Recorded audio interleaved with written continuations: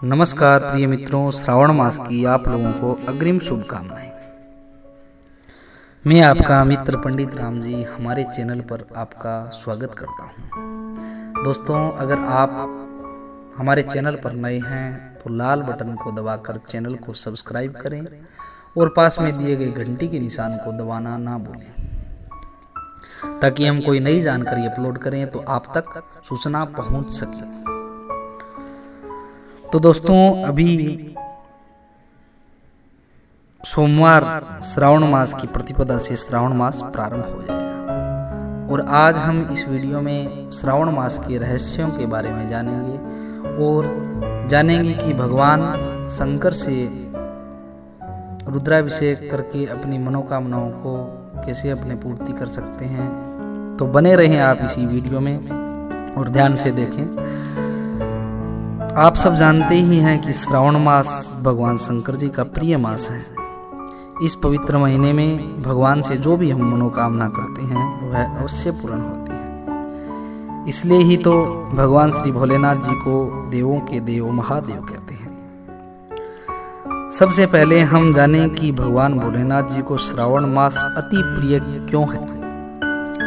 दोस्तों, शिव पुराण और धार्मिक शास्त्रों में अलग अलग प्रमाण हैं, किंतु कहा जाता है कि समुद्र मंथन में जो भयंकर विष निकला था, जिसकी एक बूंद भी कहीं गिर जाती तो संपूर्ण सृष्टि का विनाश हो जाता, पर भगवान भोलेनाथ जी ने इस विष को स्वयं ही अपने कंठ में धारण कर लिया और उसके बाद में सब देवताओं ने भगवान भोलेनाथ जी का अभिषेक किया। उस समय यही श्रावण मास चलता था। श्रावण मास अभिष्ट सिद्धि प्रदान करने वाला है। भगवान भोलेनाथ की कृपा बहुत शीघ्र बनती है। दोस्तों, भगवान शंकर से हम जो भी मनोकामना करते हैं उसके अनुसार ही भगवान का अभिषेक करवाएं, उससे आपको बहुत शीघ्र ही लाभ मिलेगा। आप जिस उद्देश्य की पूर्ति हेतु रुद्राभिषेक करवा रहे हैं उसके लिए किस द्रव्य का इस्तेमाल करना चाहिए उसका उल्लेख शिव पुराण में किया गया है। उसकी हम आपको यहाँ जानकारी दे रहे हैं। दोस्तों, अगर वर्षा चाहते हैं तो जल से रुद्राभिषेक करें। रोग और दुख का छुटकारा चाहते हैं तो कुशा के जल से भगवान भोलेनाथ का अभिषेक करवाना चाहिए। अगर कोई मकान, वाहन, पशु आदि की इच्छा है तो दही से भगवान भोलेनाथ का अभिषेक करें। अगर लक्ष्मी प्राप्ति और करस से छुटकारा पाना है तो भगवान भोलेनाथ जी का गन्ने के रस से अभिषेक करें। धन में वृद्धि के लिए जल में शहद मिलाकर भगवान भोलेनाथ का रुद्राभिषेक करें। और मोक्ष प्राप्ति चाहते हैं तो तीर्थ से लाए हुए जल से भगवान भोलेनाथ का अभिषेक करें। अगर बीमारी को नष्ट करने के लिए अभिषेक करवा रहे हैं तो जल में इत्र मिलाकर भगवान भोलेनाथ का अभिषेक करें।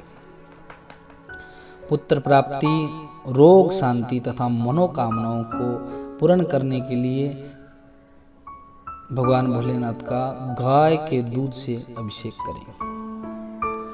अगर जवर ठीक करने के लिए या तेज बुखार हो गया है या मियादी बुखार है तो भगवान भोलेनाथ का गंगा जल से अभिषेक करें।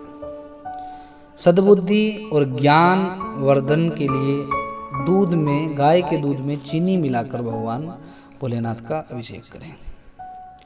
और वंश वृद्धि के लिए भगवान भोलेनाथ जी का घी से अभिषेक करना चाहिए। और शत्रुनाश के लिए भगवान भोलेनाथ का सरसों के तेल से अभिषेक करना चाहिए। और दोस्तों, ध्यान रखें कि रुद्राभिषेक के लिए तांबे के बर्तन को छोड़कर किसी अन्य धातु के बर्तन का उपयोग करना चाहिए, क्योंकि तांबे के बर्तन में दूध, दही या पंचामृत आदि नहीं डालना चाहिए। तांबे के पात्र में जल का तो अभिषेक हो सकता है, लेकिन तांबे के साथ दूध का संपर्क हो तो वह विष बन जाता है। इसलिए तांबे के पात्र में दूध का अभिषेक वर्जित माना गया है। दोस्तों, जिसके ऊपर भगवान भोलेनाथ की कृपा बनी रहती है उसके ऊपर सब देवी देवताओं की कृपा बनी रहती है और उसके घर से पितृदोष का निवारण होता है और उसको व्यापार में सदैव तरक्की मिलती है। उसके मन में जो विचार होते हैं, जो मनोकामनाएं होती हैं, वो शीघ्र पूर्ण होती हैं।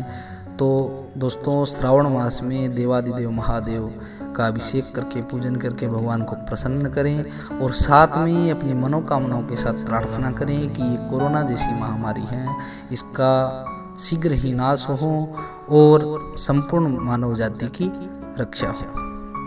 दोस्तों, तो आपको कैसा लगा,